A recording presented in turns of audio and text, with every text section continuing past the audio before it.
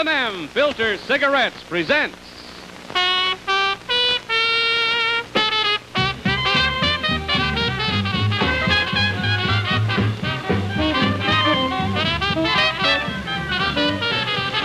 Jackie Gleason.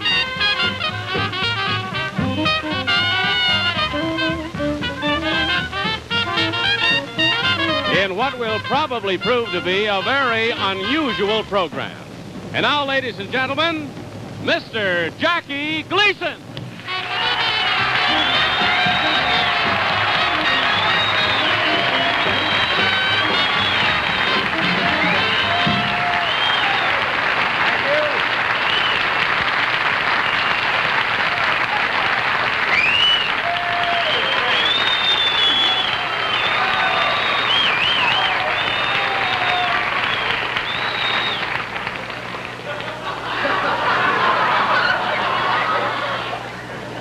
That's good coffee.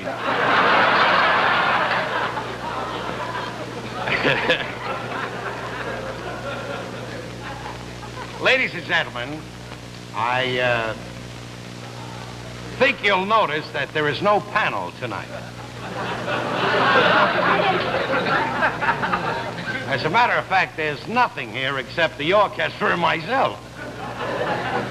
I'd like to modify that. There is one other thing. We have a creed tonight. And the creed is honesty is the best policy. Now, this program could be the most fascinating you'll ever watch. I know this, that it's the first of its kind. And could very easily be the last.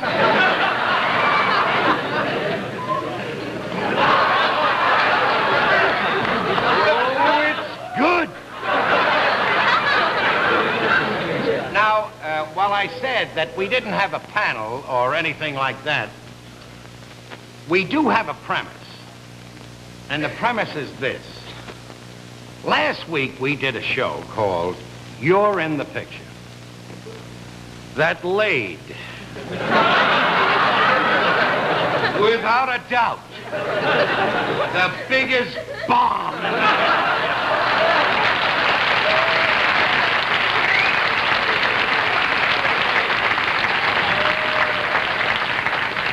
I'm telling you, friends, that I've seen bombs in my day.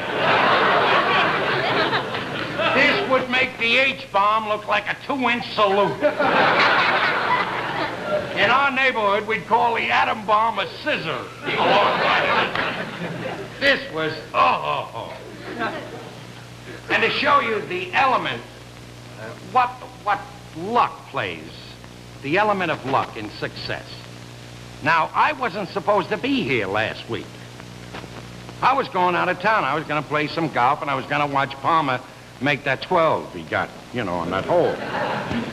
And somebody said to me, how would you like to do a show? And they told me about this thing, and I stayed around to do it. Now, I didn't have to be here. I could have been somewhere having a nice cruise on a Portuguese ship or something.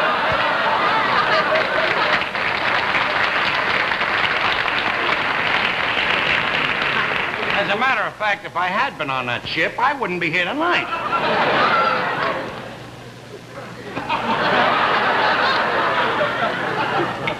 Ooh.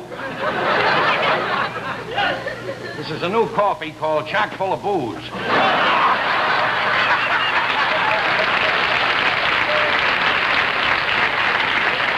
Now, before we go any further to discuss this catastrophe that took place last week. And I'll get some dirtier words to explain it later. I would like to tell you that tonight, our show is being brought to you by none other friends than L&M Filter Cigarettes. My choice for flavor. Now, unless you're smoking L&Ms, all you can do is imagine how good they taste. How much great flavor you can get from a filter cigarette. Not from just one L&M or two or a whole pack. But every time you light up, every time, L&M gives you that flavor. Now, I think you'll agree. So try my smoke, friends. Unlock some flavor. The next time, every time, reach for an L&M because they're the greatest. And now, back to the subject. You know, a lot of people might ask, how is it possible for a group of trained people in show business, if this happened in a hospital,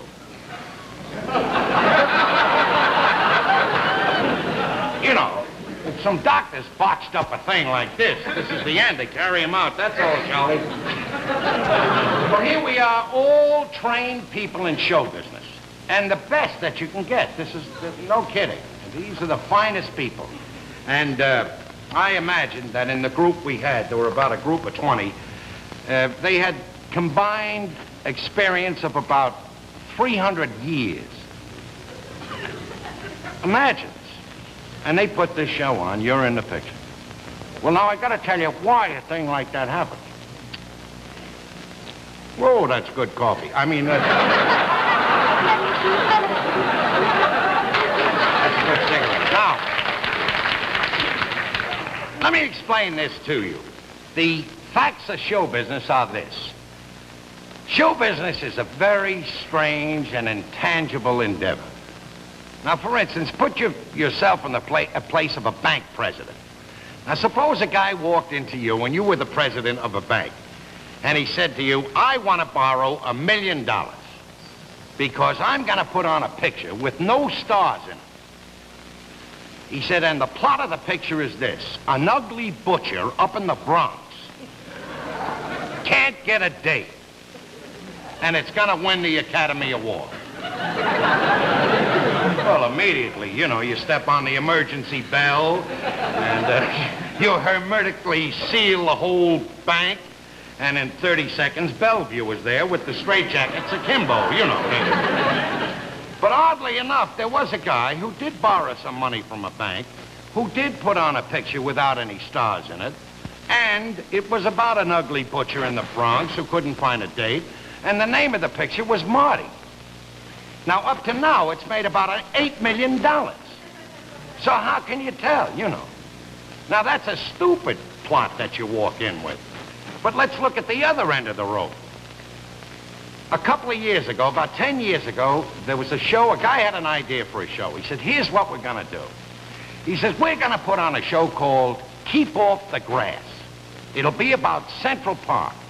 He said, and we'll get a historian that knows all the funny things that happen in Central Park. And you know, friends, that there's been some funny... He says, we'll get two geniuses to write the music, and they did. They got Jimmy McHugh and Howard Deeds. They said, we'll get the master choreographer of all times, Balanchine. He'll put on the dances. They said, then we'll get stars. We'll get Jimmy Durante, Jane Froman, Ray Bolger, and Ilka Chase. And they did. And they put this show on. I was in it, friends. It closed so fast, I got caught in the doors. So that's the intangible. Yeah, that isn't the worst flop. I was in worse than that, you know. I was in a little legitimate show in summer stock. This thing was so bad that opening night it closed during intermission. This is how bad this was. But, you know, there's... Now, for instance, when they came to me with this idea, you're in the picture, I got to take the blame for this, because a guy walked in and he demonstrated. I was sitting with my agent, you know, and a couple of the people that belong to the agency that I'm employed by or guided by. Who's dirty, Ron? No.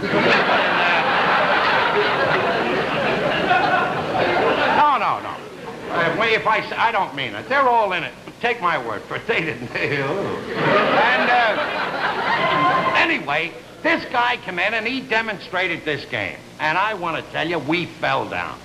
You know, it was a board, as you saw last week, and everybody stuck their head in and they had to guess what the thing was. Well, we were hilarious. And it got contagious. We were calling in stenographers and secretaries. Hey, look at this, what we...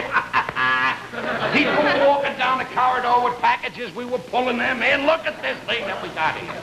Now, you can't imagine how this built up, in our opinion, as a great show. It just caught on. Now, I got to show you, for you people who didn't see the show last week, who weren't that fortunate. I gotta show you what it was like. Now, will you bring out the tableau, please? Bring that thing out here. Just bring it up. You'll notice, ladies and gentlemen, that the stagehands have their back turned to the audience. Now, this is understandable. They don't want to be identified with this thing. They have wives and children and are respected members of their community, and they don't want to have it. But this is it. Now, if you looked at that, wouldn't you say that was funny? Well, maybe it's unfair to show you this. You see, somebody has to stick their... Let me show you, when you put your head through the hole, how funny it is. Watch this. Up back here. Just pull it down. There you are. Look at that there. Take it off, fellas. Well, that's what I mean, you know. Maybe it was because they had the cook over at General Artists Corporation stick her head in there or something. I don't... But it was very funny when we were watching it. Now, you would think that an audience who watches a show for a half hour would walk out of the theater memorizing the highlights of the show. They didn't even walk out of here humming the scenery. But aside from that, we, for instance, we got a call right after the show. And it was very embarrassing. It was the Russian embassy. They wanted a copy of this tape to show in the Kremlin. Believe me, if they show this, you'll tell the truth. They had a bomb like this one, too. We'd listen. But Castro has a new slogan since we had this show. It's called, Yankee, go stick your head in a hole. But now, you take, for instance, the reviews that we got on the show. This was really rough. And I'll tell you why. You have no idea what an actor goes through when he gets up the next morning and has to open that paper and look at what they wrote about him when he knows he's laid an egg. And it was especially bad for me because we did the show on Friday. And at Friday, all the television columns are in bed. So I had to wait till Monday. Now, this provides bad temper, ulcers, and a third-degree hangover, which was terrible. Now, you can say things about critics. You can say, well, what does a critic know? If he knew anything, he'd put on a hit show himself if he knows it all, you know. And you can say the same thing about ratings. Funny thing about actors, they like ratings when they're high, and they hate critics when they wrap them. Well, I'm of the school that if a critic did know about how to put on a show, he would. But I'm still on the critic's side because you don't have to be Alexander Graham Bell to pick up the phone and find out it's dead.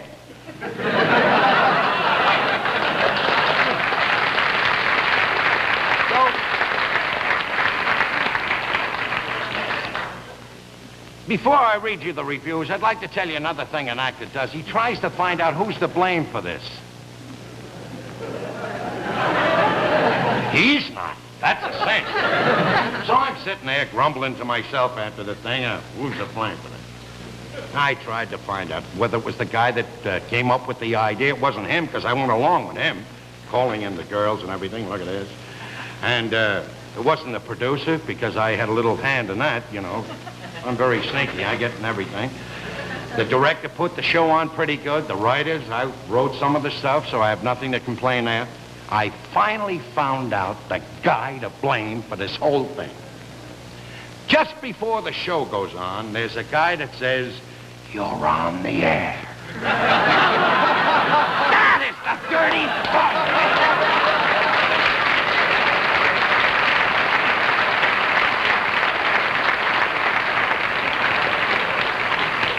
Move over, Castro. Now, before we go any further, I'd like everybody to, I'll tell you more about this thing, but everybody stand back right now because we have some big news for you. L&M has found the secret, the flavor in a filter cigarette. If you know the missing word in the L&M jingle, you may be a winner in L&M's $169,000 sweepstakes. First prize worth $40,000. Includes $15,000 cash, a '61 Thunderbird hardtop, and this $20,000 Westinghouse Total Electric Vacation Home. Second prize, a bundle of money, $10,000 cold cash. 20 third prizes, each one a '61 Falcon two-door sedan. And 1,000 fourth prizes, famous Argus movie cameras. To be eligible for the big drawing, just fill in the missing word in the L&M jingle. Complete rules on how to enter in L&M magazine advertisements or where L&Ms are sold. Enter L&M's $169,000 sweepstakes now. Now, there's a chance to win a bundle. But win or not, give yourself the big prize in smoking. The good tobacco taste of L&M. It can't be beat, friends. So unlock some flavor. Reach for the greatest, L&M.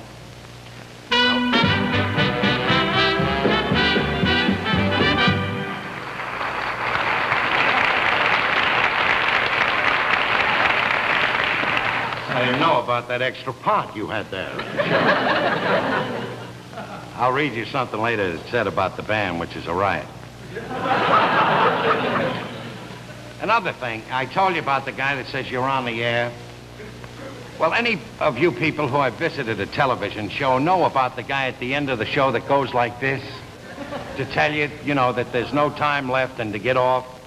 Last week, the guy used a real knife.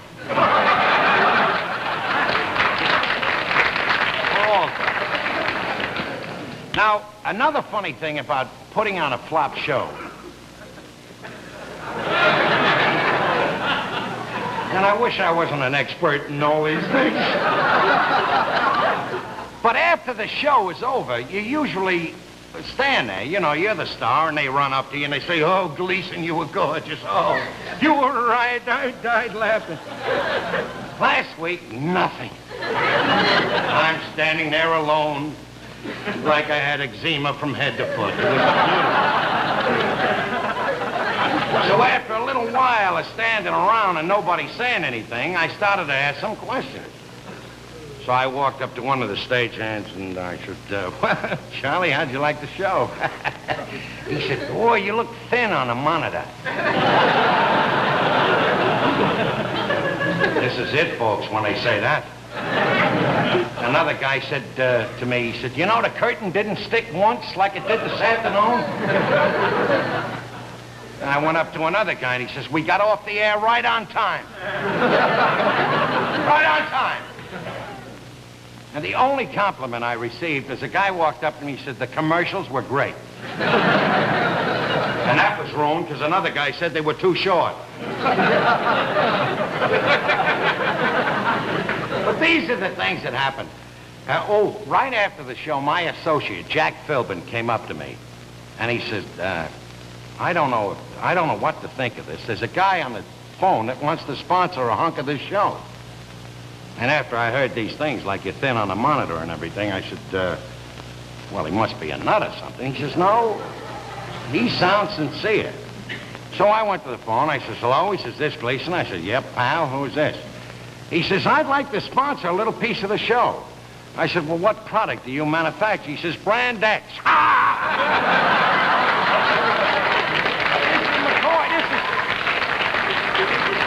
This is the truth. Now, after a show, especially like the one we did last week, you want to get out and get somewhere. Anywhere. And if you have an armed guard, that's good too, but you want to get out. So we all went to a restaurant, my associates and people connected with the show, and a restaurant you would ordinarily go to eat in, but we didn't. I ordered a roast double scotch, and somebody else a boiled vodka. And after we had about 30 or 50 of these real steaks, we began to think it over. And with the glow of the booze, the show got better, One guy says, "You gotta admit it was a cold night."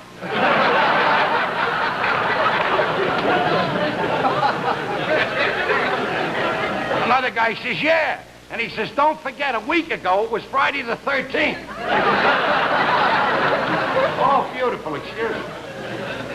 Then some guy said, look, he said, let's face it, we were following a tough show, the inaugural. That's on all day with the marching and everything. He said, you can't follow that. I said, you know, come to think of it, you're right. I said, they had a misfortune during the inaugural. I said, as Cardinal Cushing was making the invocation, the lectern started to smoke. Remember it went on fire? I said, that was their misfortune. I said, it should happen to us that we had a misfortune where everything burned up before we got it. And we could have also used a couple of Cardinal Cushing's prayers. But I knew that we were finished because when I went home to the hotel, I opened the window to look out and see if it was still snowing. And they had the nets up.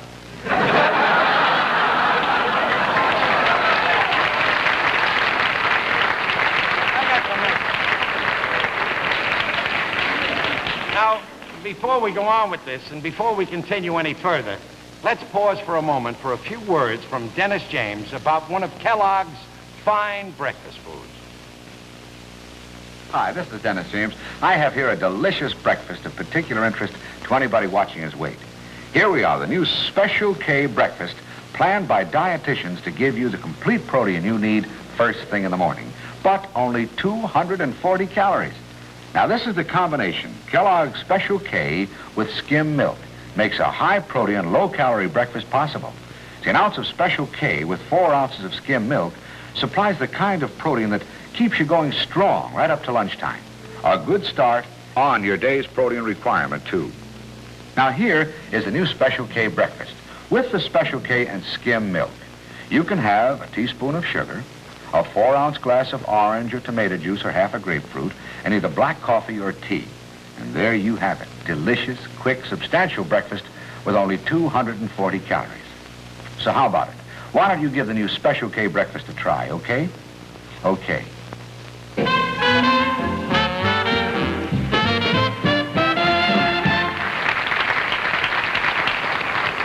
You know, ladies and gentlemen, the reason I can come out and joke about this kind of a thing is because I know that you can't kid the public. And on top of that, I've been in show business a long time, and this isn't my first flop. I got to tell you about the world's greatest flop that I was in. This contains all the dreams of an actor and all of the things you think are going to be wonderful that happen to you. And it starts like this. I was working at a joint called the 18 Club on 52nd Street. The same time I was doubling at another club in Queens called the Queens Terrace. And that was a club you had to fight pretty good to work there as a master of ceremonies. But anyway, I went on for the first show at the 18 Club, and Jack Warner was in the audience of Warner Brothers Studios, and I didn't know this. And I left immediately because I had to get in the car and rush to Queens to do the second show. Now, I had found out this later, that Warner had gone up to Freddie Lamb, who was the guy that was running the 18 Club, a fine guy, and who was my manager, because he had bought me a tuxedo. And if you think that wasn't a nice gesture, you should have seen me in those days. Well, anyway, he went up to Freddie Lamb. He said, this kid here is a riot. We got to have him. We're starting a picture in 2 weeks, and he's got to be out there. Freddie Lamb says, all right. He said, but let's not rush about this thing. Now, what do you want to give the kid? And Jack Warner said, $85 a week. He says, right, you got him. Now, anyway, I come back to the 18 Club, and Freddie Lamb says, well, pal, you're in pictures. And he told me the story. Well, I was never more thrilled in my life. You know, I was a young kid, a ham bone of all times, with a lot of guts and very little talent. And this, to me, was the tops of everything. So a week later, they see me down to the train. We're all going pretty good. And Freddie Lamb gives me $150 spending money to last me for the trip and the few days that I have to wait until my first paycheck comes. Well, I get in the train, and I'm dreaming. Oh, Clark Gable, move over. We finally get to Chicago, and if you know anything about the trains that go to Chicago, You arrive in Chicago 9 o'clock in the morning, and the train lays over there till about 4 in the afternoon, so you have to go somewhere. So I went to Enrique's restaurant where you have coffee, and I met the guys. Red Skelton was there, Danny Thomas. They were all working in town, and I got talking to them. Then we went and had a couple of drinks. Then I called up the train to see if there was a train leaving tomorrow that I could get on, and they said yes. And I watched their shows at night, and we went to a gambling joint, and I lost all the money. Now, I got on the train, and after paying the porter for my bags, I had exactly $4.25 left, and 2 days on this train to California. Now, the guy is going through the train with the bell, bing, bong, bing, bong. First call for lunch. I'm not worried about the lunch. I'm as dry as toast, you know. So I figured there's something I have to do so I don't starve to death, and I got off the train at the first stop, and I bought a whole box of Baby Ruths. Those little candies. For 2 days, I ate Baby Ruths with the bing, bong, bing, bong. When I got off the train, I was loaded with pimples and despair.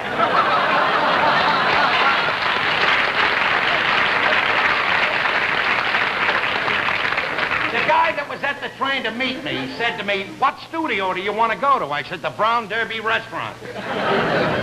Anyway, well, I'll have to tell you the end of the story right after our next commercial. Now, as I told you, tonight our show is brought to you by L&M. And when I ask you to try my cigarette, L&M, I ask you to try them for only one reason: taste. Really good tobacco taste that gives you pleasure. And is there anything better than pleasure in a cigarette? Believe me, I've tried all brands. And if I had my cigarettes made to order, I'd still settle for L&M. And I think you will too. So unlock some flavor, friends. Reach for an L&M. Now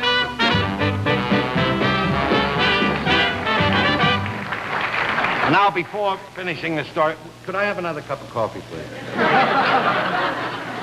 This is the finish. The Sole Survivor. We had 4 of these when we were going good last week. Anyway, I made the picture. It was called Navy Blues. And it was a pretty good picture. Jack Haley was in it, Jack Oakey, Martha Ray, Ann Sheridan, Jack Carson. They were all splendid. But I had the kind of a part like if there were a big group of sailors and they said, "Let's get on a boat," I'd say, "Yeah, let's get on a boat." And we all run on. Then if they said, "Let's get off the boat," I'd say, "Yeah, let's get off the boat." We'd all run off. Well, we did this picture, and I couldn't wait till it came out. And it came out and played at the Warner Brothers Theater on Hollywood Boulevard, and I went to see it. And I came out, and I was pretty dejected. And I called up Jack Haley, who was a good friend of mine then and still is. And I said, "Jack, I just saw the picture." He says, "Well, how were you in it?" I said, "I looked like somebody watching the picture being made." Now, that's not such a funny story, but believe me, it really hurt here. But I have learned through just such... are you saying 30 till we're finished or what? Yeah? Well, let me tell you something. This isn't a requiem for a heavyweight. I'm coming back next week. I don't know what we're gonna do, but take my word for it. Tune in on the next chapter, because this might be the greatest soapless opera you've ever seen. I'd like to close with this little poem. If I am in an easy chair with not a problem, not a care, should some dear faithful friend appear and tell me of a great idea, a TV show that seems a beaut, I'll smack him right in the snoot.